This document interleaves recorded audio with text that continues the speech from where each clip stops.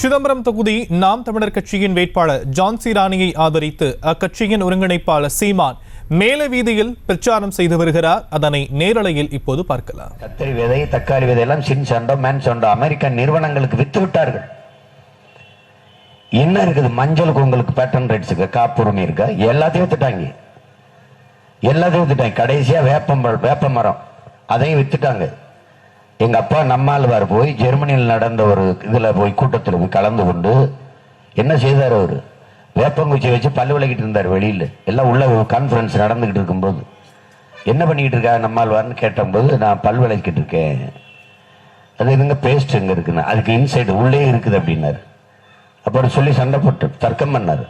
உன்னுடைய பிரச வச்சு பல்லு விளக்கிட்டு கீழே போடு, என்னோட பிரச கீழே போடுறேன், இதுல எறும்பு முக்கியம், அதுல முக்கியமானு கேட்டார்.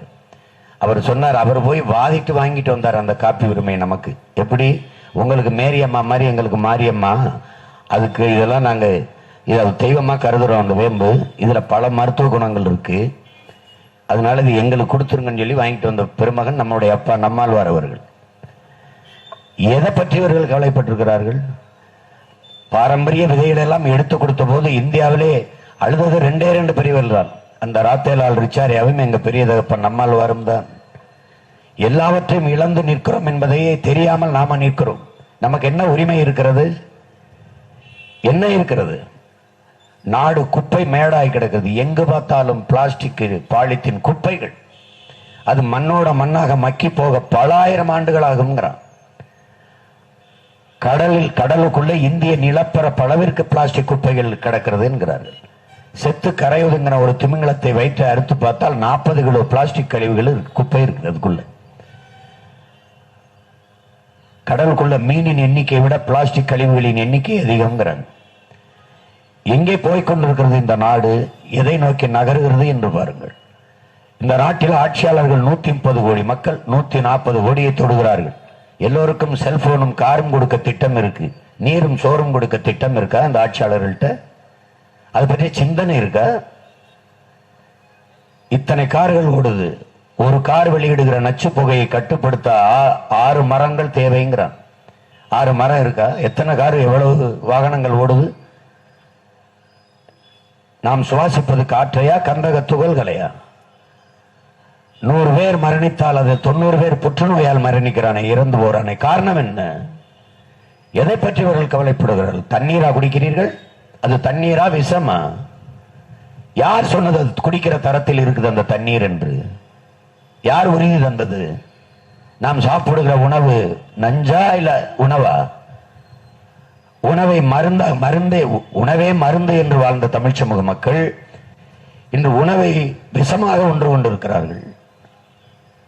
3 வயது குழந்தைக்கு புற்றுநோய் வருகிறது. காரணம் என்ன? அவள் புகைத்தாளா, பான்பராக் போட்டாளா, சிகரெட்டு பிடித்தாளா? இல்லை, தாயின் மார்பில் பால் குடித்தாள்.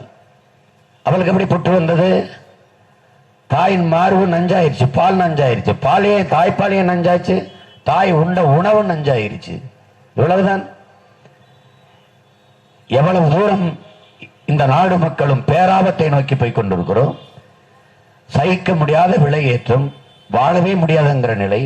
பருப்பு விலை ஏற்றம், அரிசி விலை ஏற்றம், சொத்து வரி ஏற்றம், மின்கட்டண உயர்வு, எல்லாத்தையும் உயர்த்திட்டு 1000 ரூபாய் எங்க அம்மாவை கொடுத்துட்டு 1000 ரூபாய் கொடுத்துட்டோம். இந்த திமுக 3 ஆண்டுகள் ஆட்சியில் 1000 ரூபாயை தவிர ஏதாவது சொல்ல முடியுதா? 1000 ரூபாயா 1000 ஆளி அறுத்ததும் சாதனை தானே. நீங்க குண்டு போட்டு கொள்றதும் படுகொலைன்னு நினைக்கிறீங்க. குடிக்க வச்சு கொள்றதும் கொலை தானே, படுகொலை தானே. ஒரு நாடு தெருவுக்கு 2 சாராய கடை திறந்து வச்சுட்டு நல்லாட்சி கொடுக்குறேன்னு சொல்லுது, நம்பிக்கிட்டு இருக்கிறீங்க. நீங்க பேய், பிசாசு, சாத்தான், கெட்டவன் செயல் என்று பட்டியலிடுங்க. ஊழல், லஞ்சம் பெறுவது, கொள்ளை செய்வது, அடக்குமுறை ஒடுக்குமுறை செய்வது, சக மனிதனை தாழ்த்தி உயர்ந்தவன் தாழ்ந்தவன் என்று தீண்டாமை கொடுமைகளால் தாழ்த்தி சுகம் காணுவது, தெருவங்கும் மதுவை ஓடவிடுவது, கணக்கிலடங்கா போதைப் பொருள், கஞ்சா, அவின், குட்கா, கொகைன், ஸ்டாம்பு எல்லாம் வித்துக்கிட்டு இருக்கான். விற்கிறது எது? அரசு.